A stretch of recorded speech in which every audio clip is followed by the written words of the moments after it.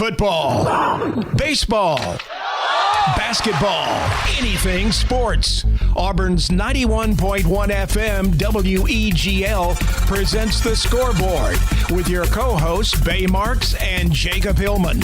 Your calls are welcomed at 334-844-9345 or follow them on Twitter at Jacob_Hillman3 or at Bay_Marks. Now, let's take a look at the scoreboard with Bay and Jacob.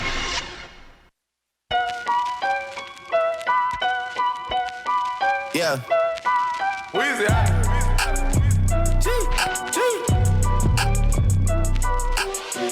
Back home smoking legal. Welcome, ladies and gentlemen, to the Scoreboard. Here on Weagle 91.1 FM, it's the best time of the week. 4 o'clock on a Thursday, Bay Marks. Joined alongside Jacob Hillman. Mr. Hillman, how are you doing today on this fine Thursday in Auburn, Alabama? I'm doing well. Like you said, best time of the week. You've only got one more sleep till Friday, and that's a positive sign. Of course, tonight, that's going to be a lot of fun as well. Absolutely. I can't imagine a better way to kick off the early start of a weekend than Thursdays on the Scoreboard here on Weagle 91.1 FM. And what you're alluding to, tip-off at Toomer's tonight at Toomer's Corner.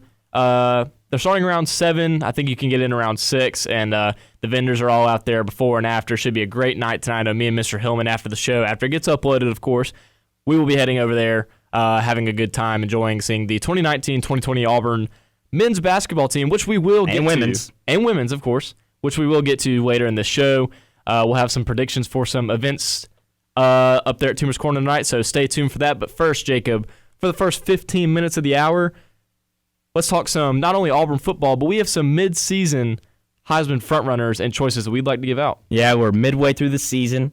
Week 7, there's 14 weeks. So here we are. Might as well hand out some awards and kind of see what it looks like at the end of the year. Will someone fall off the planet, or will someone come out of nowhere and grasp an award or try and make a name for themselves? Well, first things first, the Auburn Tigers traveling to the Arkansas Razorbacks this weekend. Auburn going to be without their number 1 running back, Boobie Whitlow, as we know. That news came out 3 days after the Auburn-Florida game. Boobie had a knee injury, and he will be out for a few weeks. Should be back before the end of the regular season. The big question, obviously, going into this game, Jacob, is going to be who's going to step up in the running game, and how does Auburn need to address this Arkansas team to come out with a road win? I think everyone assumes that Cam Martin will be the listed starter at running back this weekend. Now, the bigger question is who will have the majority of carries and who will be the leading rusher, who will be the most impressive. And DJ Williams is getting a lot of hype. It seems like a lot for him as a true freshman that's only had 3 or 4 carries this season because he only played in the Mississippi State game after coming off an injury. So it's going to be very important for the team for them, really the offensive line, to help the running backs out and make sure that the moment's not too big, which that shouldn't be a problem. It's only Arkansas's 11 a.m. game. But someone's got to step up, and it doesn't matter who it is. But Cam Martin, DJ Williams, Sean Shivers, Harold Joyner even, maybe Malik Miller, who knows? It doesn't matter. Someone needs to step up at running back and really take the reins. Yeah, I completely agree about the DJ Williams point. Cam will probably be listed the starter as he is a senior, and then Sean Shivers will be in there as well. But I think DJ Williams, this is probably going to be his week to really come out and shine and prove why he was such a highly touted recruit. I believe he has an uncle that played in the NFL that says something about once he gets comfortable in this college setting, you better watch out because he's going to run right through your defense. Yeah, it was Edgerrin James. He played for the Colts for a long time. And he played at Miami, so he's a really good running back. And it runs in the family. So apparently DJ was a stud in high school. I haven't seen him in person, obviously, but this will be a come-out game for him. And you mentioned the offensive line. They say they know what they did wrong in Gainesville. You were there. You knew how loud it was. Do you think that had to do anything with the offensive line communicating with Bo? For sure. Well, I mean, you could see Bo Nix having to go to each and every single offensive lineman to tell them the audible or tell them to check or whatever. They would make changes to the line of scrimmage. So, yes, the environment had a major effect on the offensive line and even on Bo Nix as well. I don't think it had the effect of it was too big of a moment for him, but just having to communicate, having to deal with the loudness and everything that came with that. So I really think that Bo Nix is ready to bounce back and get ready for LSU, another hostile environment with this week against, obviously, you mentioned an Arkansas team that's not that good. Yeah, so the offensive line, they say they saw on film what they needed to correct, just a few simple things, and really the big theme that we've heard throughout the Auburn team this past week during the bye week was getting back to the basics. That's really what the bye week is for, correct your mistakes. And Auburn's comes at a good time right at the halfway point through the season, right after their 6th game of the year. But I agree, this weekend should be an easy win for Auburn, go on the road to one of the SEC's worst teams up there with Vanderbilt and Tennessee, of course. Hey, don't sleep on Mississippi State. Hey, Mississippi State that lost to Tennessee. That lost to Tennessee probably put them up there as well. We won't discredit that as well. And the Auburn should come out against Chad Morris, Gus Malzahn's good longtime friend, and get a win. The defense should play stout as well. Had a great game against Florida. You saw they had 4 turnovers, despite some missed tackles, of course, by some of the leaders, as i.e. KJ Britt. The touchdown plays, there was five plays on the 3 scoring drives. That's unacceptable because it was 2 big plays and then one after a turnover that's going to happen. It was one slant route with a linebacker covering it, and then a missed tackle on the 88-yard touchdown run. And the second touchdown was kind of the same exact thing. It was a little different because it was near the goal line. So Auburn just needs, on the defensive side, don't give up the big play. And if you do that, then the defense is not going to give up more than 20 points. I mean, the fact they gave up 24 points to Florida, just looking at it from the box score is surprising. But if you watch the game, you understand. You know it was a lot closer than that. It was 17-13 up to halftime, and then through the fourth quarter, I'm pretty sure. I don't think anybody scored in the third quarter, but you're right. That's not indicative of how well Auburn's defense played that Saturday. But Auburn, Arkansas, 11 a.m. kickoff, and I believe it is on the SEC Network. Correct me if I'm wrong. It is. Okay, so SEC Network, 11 a.m. kickoff. And if you're not wanting to watch Auburn, there are a lot of ranked teams going on the road this weekend. 13, Jared Dillard pointed out on the Extra Point, the morning talk show here on Weagle. So he quotes it as upset weekend. Could definitely be some upsets. And you're looking out for Ohio State tomorrow night, the number 4 team in the nation, going to Northwestern? I won't pick Ohio State to lose, but, I mean, considering just the history and the voodoo and whatever, I mean, they lost to Purdue on the road, not on Friday, but they lost to Iowa on the road as well 2 years back. I could see it happening. This Northwestern team is not very good. Their offense is not what it usually is. This is not the Northwestern team that made it to the Big Ten championship last year, so it would have to be a bad performance by Ohio State, which could possibly happen when you're playing on Friday night in a different environment. But, I mean, I think it potentially be a close game at least. So I'm still picking Ohio State, but for sure, keep an eye on that game just in case it's close at the end. Yeah, and I picked Ohio State on our last show, I believe it was. We had a mock college football playoff top 4 at the moment. Auburn was up there, of course, at the moment, probably not now. But Ohio State for me was up there just because of how well their defense has played this year. And Justin Fields, I mean, he looks unstoppable. So no team is safe on the road. No team is safe in general. Could have a lot of upsets this weekend, like I said, with the ranked matchups. Jacob, let's go ahead and get into our mid-season Heisman frontrunners, maybe some Heisman picks. There are a lot of candidates, and quite frankly, Jacob, a lot of them are quarterbacks, except for, I guess you could say, Jonathan Taylor and J.K. Dobbins, as well as Chuba Hubbard, I believe, out of Oklahoma State. So a lot of quarterbacks, Heisman frontrunners. Anybody in particular that's caught your eye? Just like the last few years, it's been all quarterbacks. That's been the talk of the Heisman watch, but I don't know. It's one of those things where you can pick any of the 4 guys that are obviously the top, and you can't go wrong with them right now. So it'll be interesting to see how the rest of October goes, and then you can get a pretty solid pick on somebody. But right now, I probably have to go with Jalen Hurts. I mean, just the way he's played, put up the stats that he's put up, and I think Oklahoma's going to have a better chance at winning a college football playoff game if they were to get to that this year, because I think the defense is a little bit better. So I think the team aspect is going to help them this year. And of course, Oklahoma's had the last 2 Heisman winners, so that obviously has not affected them in the past. But I think he had a chance to solidify it against Texas if he had a huge game. He had a very solid game, but I don't think it was Heisman moment type game, unless you consider the behind the back scramble. Yeah, that was very cool. That was very cool. But I don't know. He right now is my front runner, and I mean, the other 3 quarterbacks are right behind him. No, I completely agree with the Jalen Hurts thing. I have him as my front runner as well. He's thrown for 1,758 yards this year, nearly a 72% completion percentage, as well as a rating of 215.9. He only has 3 interceptions on the year, 17 touchdowns. He's protecting the ball. But if you're going to go the Jalen Hurts route, which I would go as well, I'd say a close second in my mind it's not Tua Tagovailoa, which many people would believe. It's Joe Burrow. Joe Burrow throwing for nearly 2,200 yards, already 25 touchdowns here near the halfway point of the year, and only 3 interceptions with a QBR of 93.9. Honestly, I don't think any quarterback right now, and besides Jalen Hurts, has played at Joe's caliber. Now, Joe Burrow doesn't have the legs of Jalen Hurts. Jalen Hurts, compared to the Alabama system at Oklahoma, has been able to use his arm and his legs. He didn't really get to do that much at Alabama with the likes of Damian Harris in the backfield with him. Joe Burrow really is all arms, but really I don't see anybody that's throwing the ball better than Joe Burrow right now, and I believe he's on pace right now to have the highest completion percentage in the history of college football. Yeah, I'm not sure if that's correct, but I would believe that. I think I saw it on Twitter. Might want to fact check me, but it's like 70. I don't know. Right now he's almost 80%. Yeah, so. almost 80%, and that's really, really hard to do. And I think if you don't pick Jalen Hurts at this point, it's got to be Joe Burrow with Tua right on his tail. Maybe even Justin Fields behind them. There's a lot of players at this point. For sure, and on Burrow note, he is revolutionized, he is modernized, he is, whatever you want to call it, done that to this LSU offense. This LSU offense used to be run the ball, control the clock. But this year, they're going fast, and he is airing it out. I saw a stat where they've had, I forget exactly the number, but they've had a ton of sub-3-minute drives for touchdowns, and it's 8 more than they've had all of last season. And we're only midway through the season. So this LSU offense is something special, and Joe Burrow is the leader of that.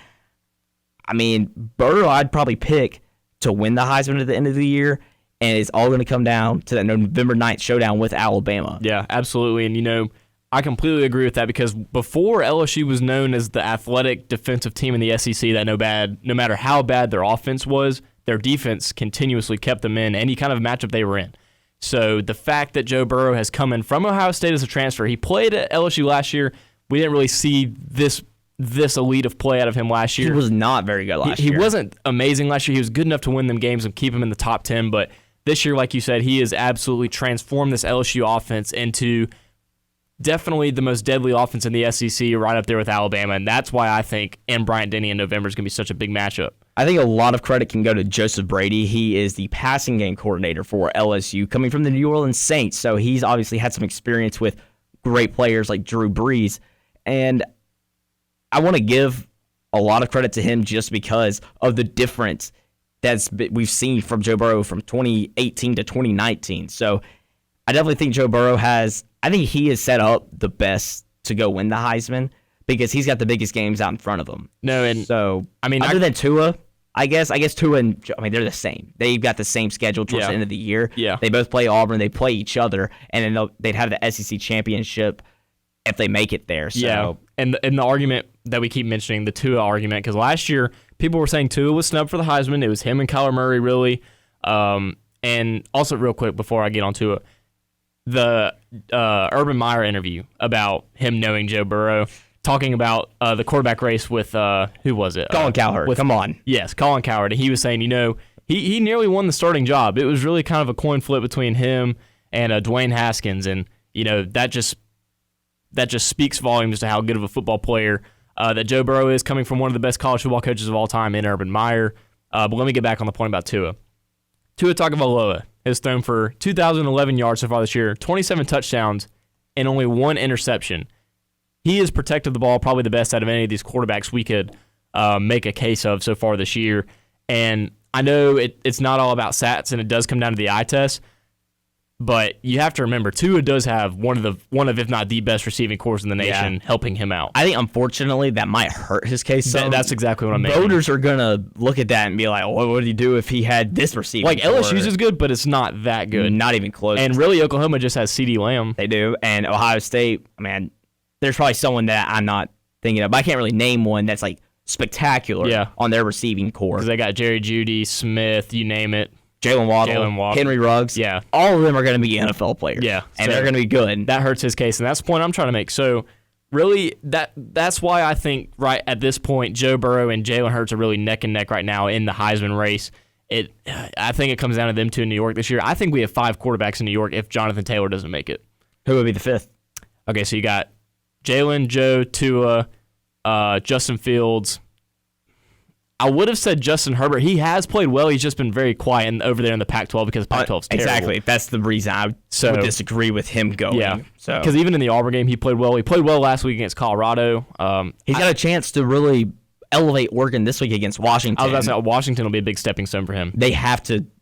If Herbert's going to win the Heisman, he has to dominate. And Oregon, if they want a chance to make the playoff or make any noise, they have to win this Which game. is hard in that conference. For sure. Well, ladies and gentlemen, playing big greens because on the other side of this break, we're going to talk about tip-off at Toomers and preview some Auburn basketball, baby.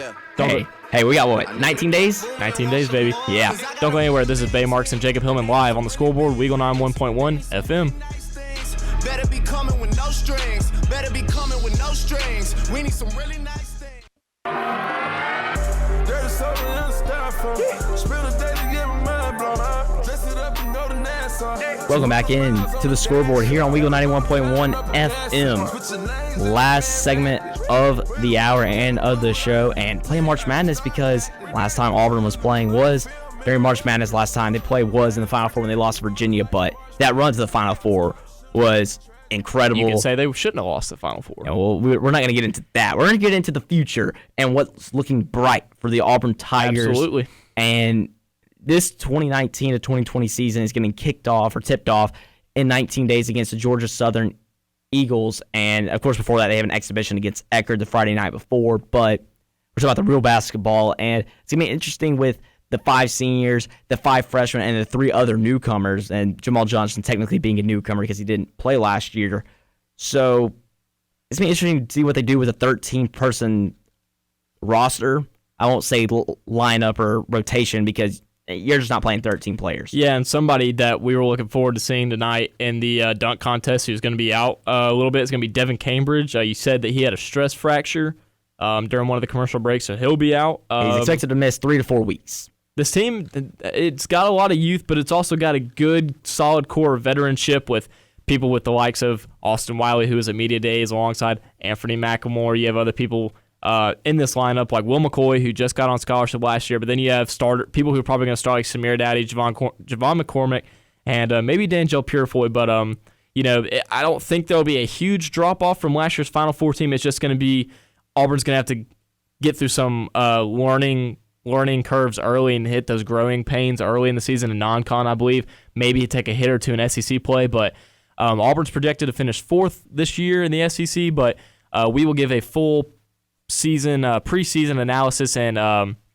preview of the upcoming season in a later episode, possibly next week or the week after, whenever the season gets kicked off in a few weeks, like Jacob mentioned just now. But this is a big team to expect a lot of things out of, and you mentioned the tip-off, Jacob. Tonight we have tip-off at Toomers, and you just said on the live stream there's people already lining up. The lines for the student pit are already crazy, and it opens up at 6 o'clock, which is unfortunate for us. But, yeah, it's backed up all the way down Magnolia, almost a Sky Bar, so it's one of those things where students are excited. They're celebrating the men's Final Four, and they're celebrating the upcoming season for the men's and women's team because the women's team will also be there. So it's going to be a little chilly. I'm wearing my jacket right now thankfully. with my sweatpants. Yeah, it's going to feel great outside, but Jacob's going to upload the show as soon as it's done, and I'm on the assigned duty of going to make a pit stop in the men's room and then going straight to the Toomers Corner to get ready for the tip-off at Toomers tonight. But, Jacob, you said that there's some events going on tonight, such as 3-on-3s, dunk contests, 3-point shootouts,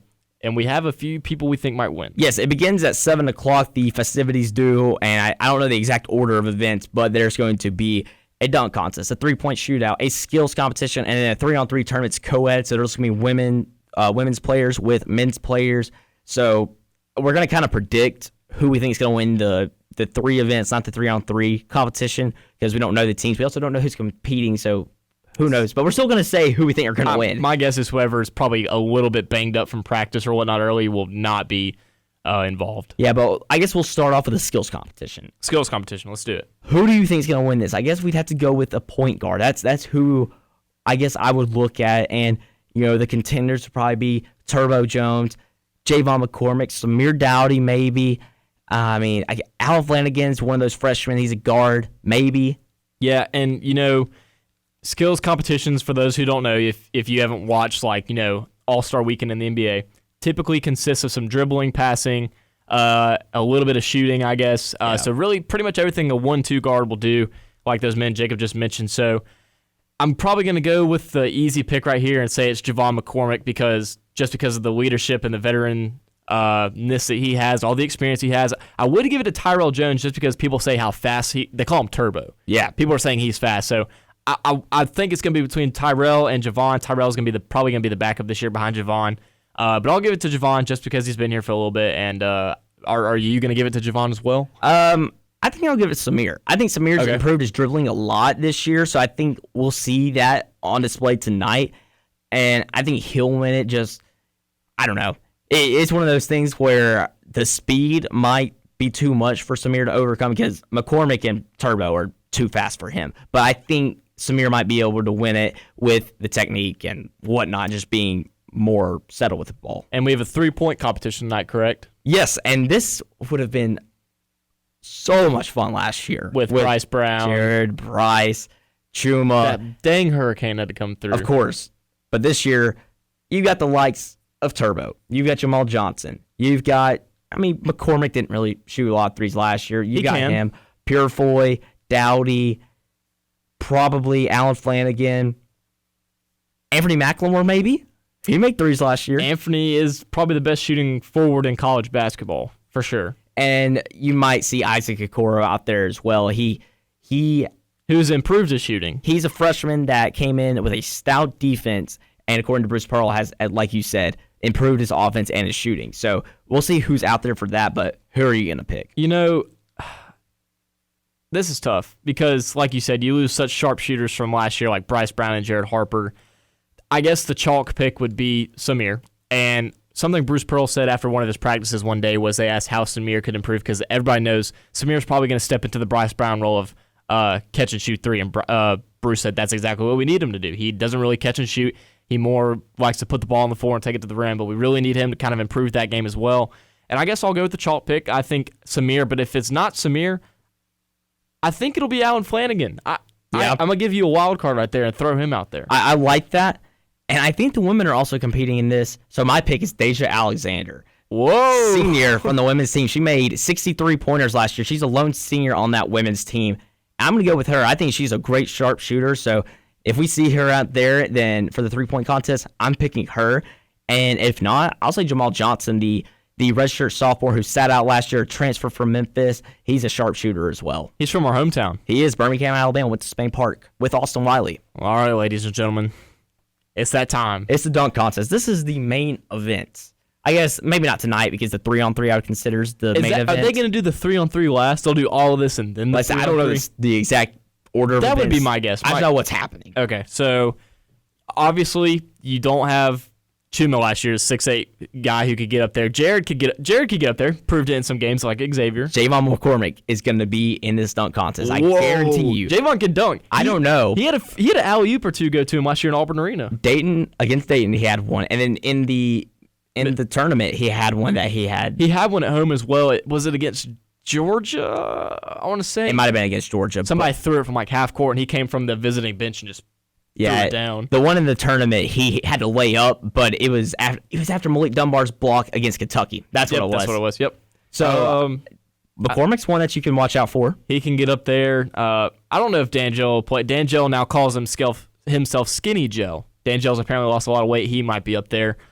Javon Franklin as well. Is he coming off an injury? He is. So that's why I won't pick him tonight. Otherwise, because he's wearing Malik Dunbar's number, but that's not the only reason that I'm comparing him to him, because he's a JUCO guy. He is the athletic spark that Auburn will have this year, and it'll be interesting to see when he gets back to full health. And if Devin Cambridge wasn't banged up with that stress fracture, he'd be my pick, of course. Have you seen his Instagram? Yeah, his Instagram's crazy. So I think I'll go with Javon as well, but if not Javon, you know what? I'll just say it. It might be Javon McCormick. Javon Franklin or Javon McCormick. I think that McCormick will get a lot of love because he's short, because he's smaller than everyone else. Exactly. There might be a few of the things he's not able to do because of his height. Right. Which might play against him. Now look out for Miles Parker. He's a guy he's not on scholarship, is he? I think he's still a walk-on. I think he's still technically a walk-on. I think he's going to earn scholarship at some point. Yeah, I haven't heard much of him in the offseason, but we saw before the games last year in Auburn Arena, he'd get up there with Bryce and them. Yeah. So. In pregame, he was always throwing down crazy dunks. So I think he's a sleeper, but I kind of agree. I think he's going to be McCormick. I think he's going to win the dunk contest. Dude, maybe Okoro, he's not okay. If Okoro can get up there, we've seen videos of him doing it. I think his specialty is just defense. I don't think he's super athletic, so I think that goes against him. But yeah, for sure. Man, like I said, we'll do a more in-depth preview of this team in another episode of the Scoreboard. But Jacob, that's going to do it for this one. If you have anything else you'd like to say before we go, see you at Tumors tonight. See you at Tumors tonight. I'm heading there right now. And if you miss any part of the show, Jacob's about to upload it here on any kind of podcast system you can find. Get out of here, Bay. I'm trying. Go. Well, like I said, that's going to do it for Bay Marks and Jacob Hillman on the Scoreboard. Wheeler 91.1 FM. Listen to the playback wherever you can find podcasts.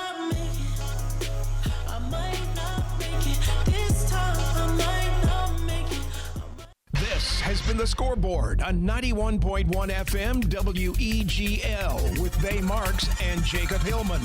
Join us every Thursday at 4 as Jacob and Bay cover all the happenings in sports. You can keep up with all the great shows on Weagle by streaming us on our website at WEGLFM.com